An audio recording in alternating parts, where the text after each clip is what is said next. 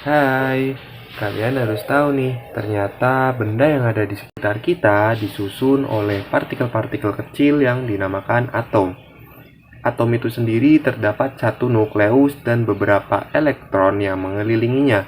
Nukleus itu terbentuk dari beberapa proton yang bermuatan positif dan neutron yang netral.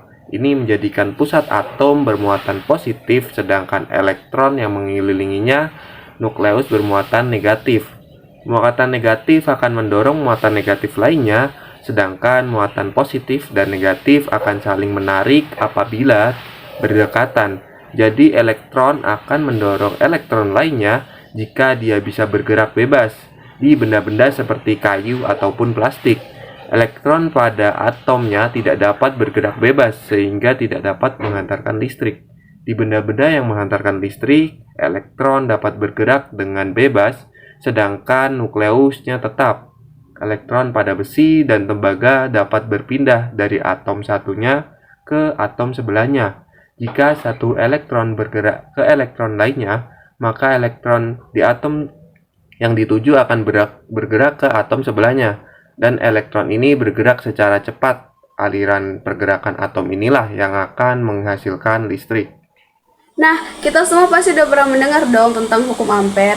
Ya kali enggak kan? Nah, di sini aku akan menjelaskan. Menurut hukum Ampere, medan magnet berhubungan dengan arus listrik yang dihasilkan di dalamnya loh. Dan hukum Ampere tersebut juga menentukan medan magnet yang berhubungan dengan arus tertentu atau sebaliknya. Asalkan medan listrik tidak berubah seiring waktu. Nah, teman-teman udah tahu belum apa itu ampere? Definisi dari ampere itu apa sih gitu kan? Nah, definisi dari ampere itu adalah satuan arus listrik yang menggambarkan jumlah elektron yang mengalir melalui suatu titik per detik. Nah, 1 ampere setara dengan berapa sih? Ayo berapa? Nah, 1 ampere setara dengan 6,24 dikali 10 pangkat 18 elektron per detik loh. Nah, hukum Ampere menyatakan bahwa medan magnet dihasilkan oleh arus listrik dan berbanding lurus loh. Dan juga dengan arus yang mengalir. Ini pertama kali ditemukan oleh Hans Christian Oersted dan dikembangkan oleh Andre Marie Ampere. Halo guys, nama saya Bintang Maulana. Di sini saya akan membahas tentang rumus-rumus pada hukum Ampere. Adapun rumusnya sebagai berikut.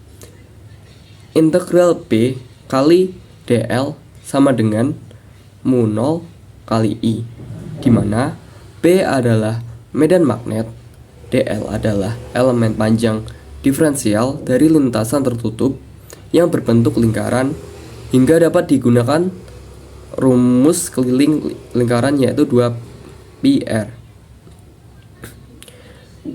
Mu 0 adalah permeabilitas vakum dalam kurung konstanta magnetik yang nilainya 4pi kali 10 pangkat min 7 tm per ampere.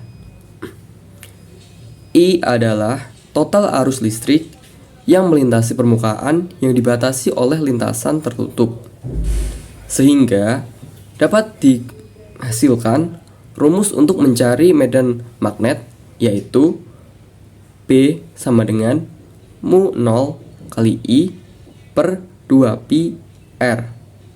Hai, di sini saya akan menjelaskan peran hukum Ampere dalam kehidupan sehari-hari kita. Oke, hukum Ampere meskipun terdengar sangat kompleks, namun memiliki banyak aplikasi praktis dalam kehidupan sehari-hari kita. Salah satu contoh penerapan hukum Ampere adalah listrik.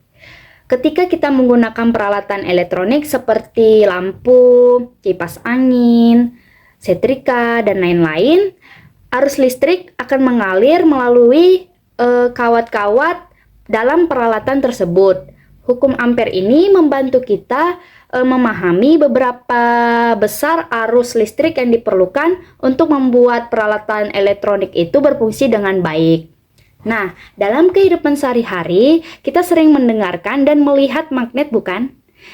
Mungkin kita berpikir magnet itu dapat menarik benda yang dari jauh dan dapat membantu pekerjaan sehari-hari kita seperti mengambil benda dengan yang jatuh di sebuah tempat yang sempit dengan sebuah magnet. Bahkan, sering kita dapatkan benda yang menggunakan prinsip magnet yang lebih rumit seperti bel listrik, telepon, dinamo, atau alat-alat rumah tangga, dan masih banyak lainnya. Itu beberapa contoh penerapan hukum ampere dalam kehidupan sehari-hari kita. Sekian dan terima kasih.